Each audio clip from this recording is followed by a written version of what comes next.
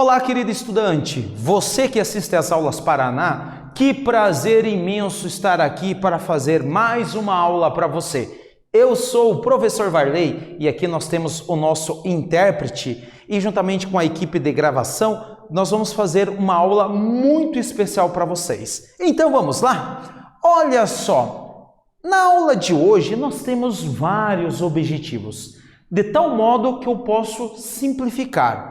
Você tem que hoje sair dessa aula, depois que você assistir essa aula, você tem que sair entendendo como é que funciona uns instrumentos musicais de sopro.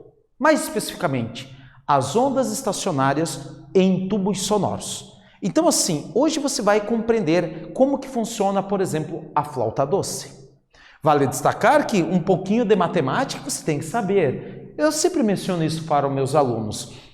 A física, ela é separada em duas partes. Você tem a parte do conceito, a parte da teoria, você tem a parte da quantização, saber calcular alguma coisa.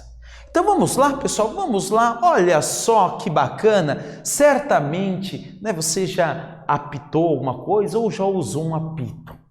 Você já perturbou, Você já deve ter reparado que o apito ele tem uma bolinha dentro e você assopra e o ar ele oscila aquela bolinha e aquela bolinha ela ajuda a oscilar o ar e deste modo produz o som. Só que sim, caro estudante, não esqueça, o som, pessoal, o som ele é uma onda que ele usa o meio para se propagar. A onda, ela não leva matéria, é uma energia que se propaga sem levar matéria, mas no caso do som, ela utiliza o meio material para se propagar. Onde não tem meio material, não tem som, tá? Não esqueça disso. Pessoal, e é claro, galera, quando você vai estudar física, ela só faz sentido se você conseguir relacionar com o seu dia a dia. No caso dos instrumentos musicais, por mais que você não toque nenhum instrumento, mas você ouve as músicas. Você vai assistir uma apresentação, um show, você vai ver vários instrumentos de sopro. Você sabe que os instrumentos de sopro é um instrumento bem simples e cá entre nós tem instrumentos que têm um som muito bacana. E hoje você vai compreender como é que ele funciona. Pessoal, só que assim, para você entender, vamos recapitular alguns conceitos, como por exemplo, a altura do som. Pessoal, aqui a maioria dos estudantes, eles confundem. E é nosso papel, professores de física, ajustar isso. A altura do som não é o volume, tá? A altura do som ele está atrelado com o fato do som ser fino ou ser grosso. Isso é a nossa linguagem coloquial. O termo técnico é agudo e grave. O que deixa um som fino é a frequência. Alta frequência, o som fica fino. Nós chamamos esse som de agudo. O som grosso é um som de baixa frequência. O que deixa ele grosso? A frequência baixa. Grave é grosso. O som grosso é chamado de grave. Então, de um modo bem simples, os homens falam grave, falam grosso, e as mulheres falam agudo, falam fino. E os instrumentos musicais, você tem as notas, que nada mais são maneiras de você mudar a frequência do som, tá? E é claro que essa frequência, ela não você não muda de qualquer jeito, ela tem uma ordem para ser mudada. É por isso que, por exemplo, algumas músicas, eu estou numa nota com uma frequência, eu estou lá em dó, eu não posso ir para ré, porque a mudança de frequência não casa com a harmonia. Então é por isso que para tocar uma música, cada música ela tem as suas notas musicais para que ocorra a mudança de frequência, deixando mais grosso, mais fino, deixando com um timbre específico. Pessoal, tem tudo certinho para cada música, não pode ser aleatoriamente. É claro, se você pegou essas ideias, agora vamos fazer uma atividade bem simples. Ele fala o seguinte: o clarinete, o oboé e o fagote são instrumentos de sopro que podem ser classificados como tubos abertos nas duas extremidades. Caso não sejam produzidos sons em cada instrumento com todos os botões fechados, qual emitirá o som mais agudo? Nessa condição, o ar vibra no comprimento total. Lembre-se, pessoal, analise isso aqui.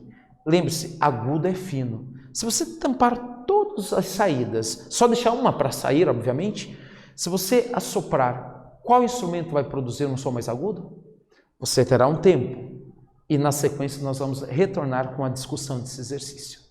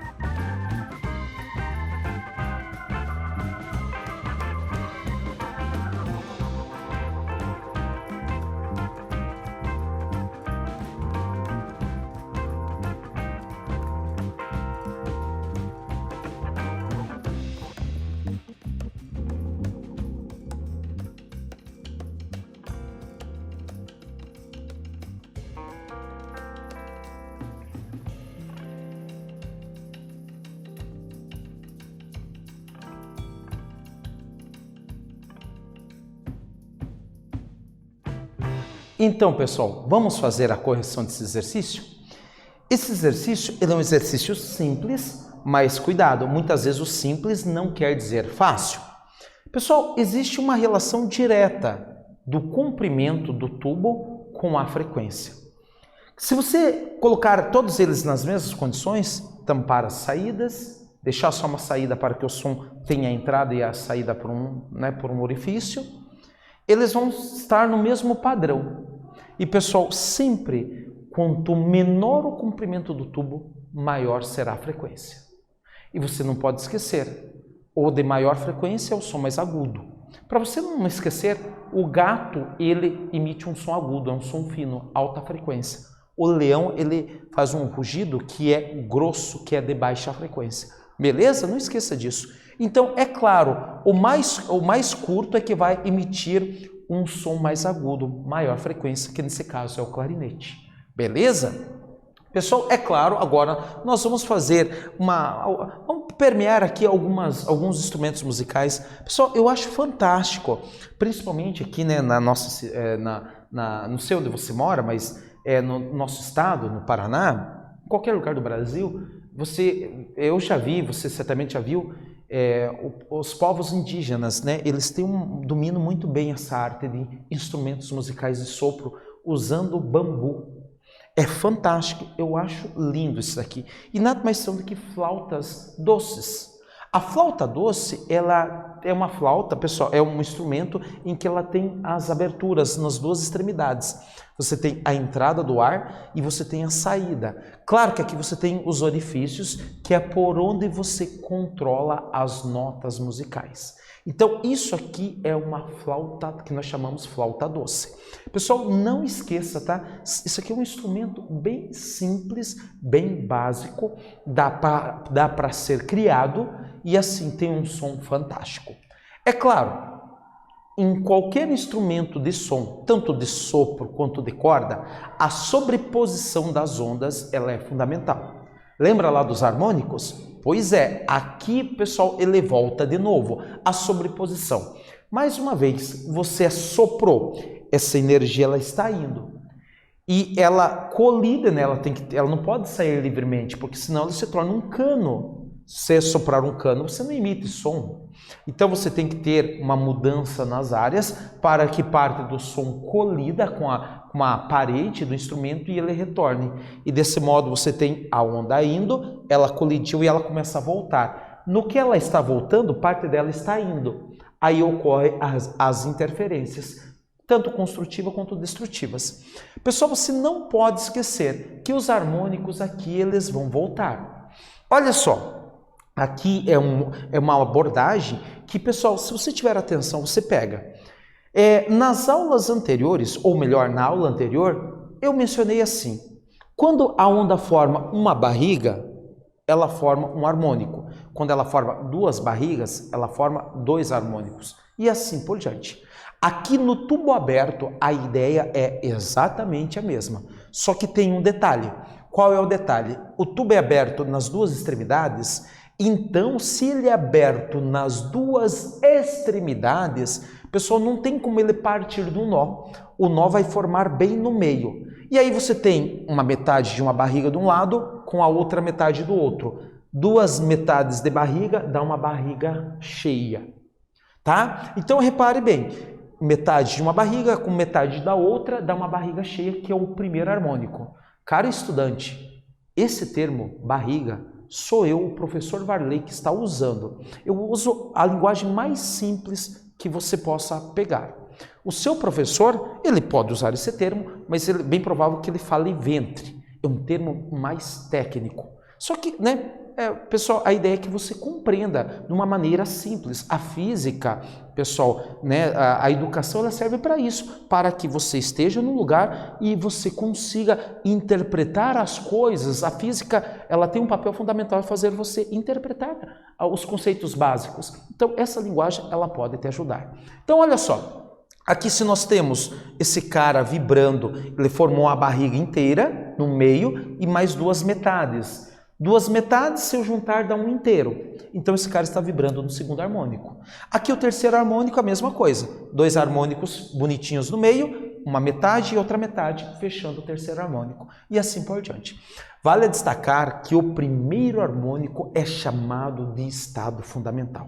Então, não esqueça, primeiro harmônico é o estado fundamental.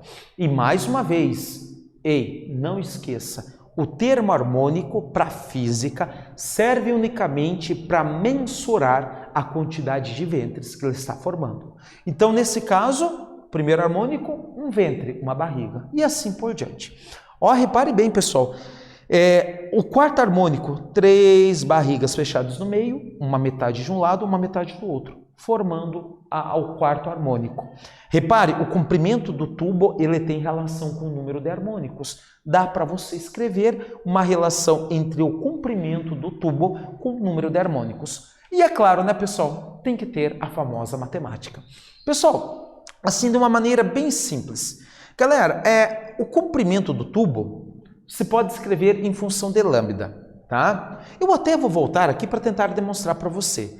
Ó, esse tubo aqui, se você pegar, se você é um aluno que conseguiu entender que o lambda é uma crista cheia mais um vale cheio, se você desenhar